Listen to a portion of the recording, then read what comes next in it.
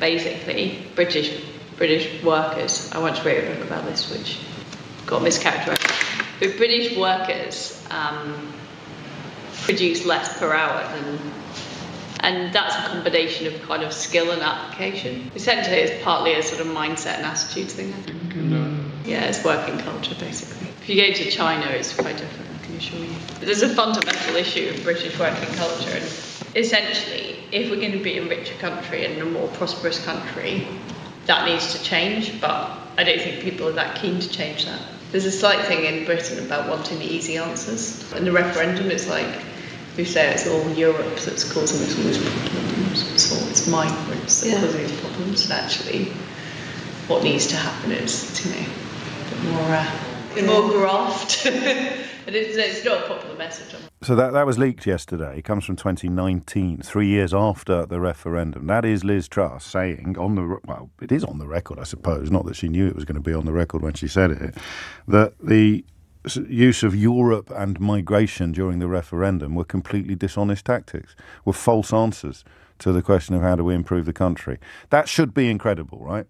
Regardless of whether you're 52, 48, even if you've got a scarf tied so tightly around your neck that it's cut off the flow of blood to your head, that should be incredible. There's a woman who is campaigning to become the second Brexit Prime Minister, so I don't think Theresa May fits into that category, even though Truss voted Remain. She's become more Brexity than Rishi Sunak, who voted Leave. There she is admitting that the whole flipping hill of beans was built upon lies about Europe and migration. I don't know how that makes you feel as someone who voted for it because of Europe and migration. But she thinks you're really, really stupid. I guess in your case she's right. But she thinks you're really, really lazy as well, which I don't believe you are. So that's what she thinks. Okay, that's what she thinks. In fact, listen to that bit again. Crucially, the bit at the end is quite important. There's a slight thing in Britain about wanting the easy answers. In the referendum, it's like, we say it's all Europe that's causing us all these problems, it's migrants that are causing these problems, and actually what needs to happen is, a bit more graft. And it's not a popular. That's incredible. Europe and migrants. Wow. Okay. During one of these interminable hustings or debates, Chris Mason of the BBC put to her the line that I've been hitting you over the head with for the best part of a decade. And I want you to listen to this. It's incredible. I want you to notice two things. I want you to notice how easily she lies, how easily she tries to disown the opinion that we know she holds, because I've just played you a recording of her articulating it. I also want you to notice what's happened to her voice in the last 3 years.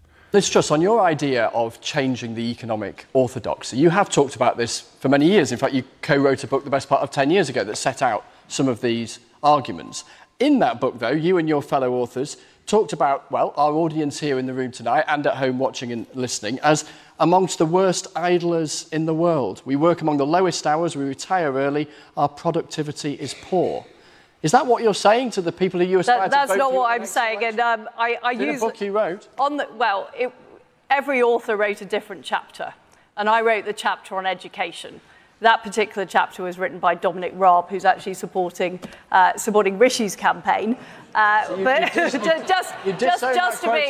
be absolutely clear.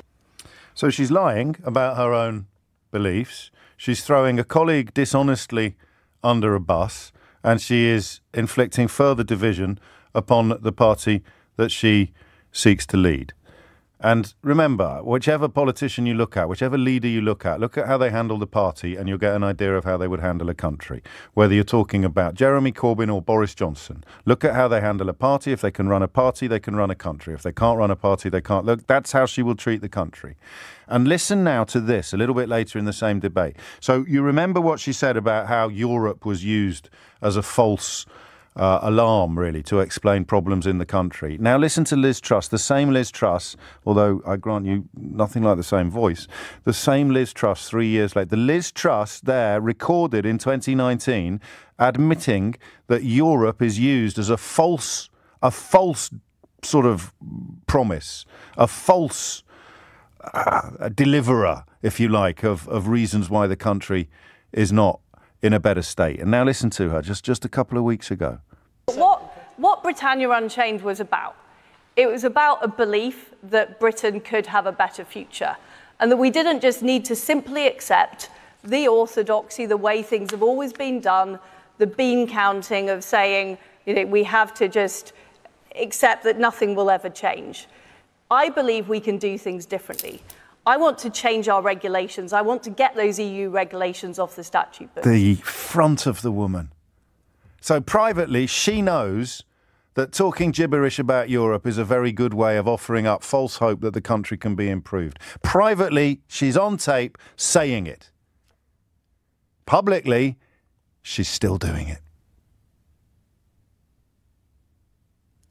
It's 11 o'clock.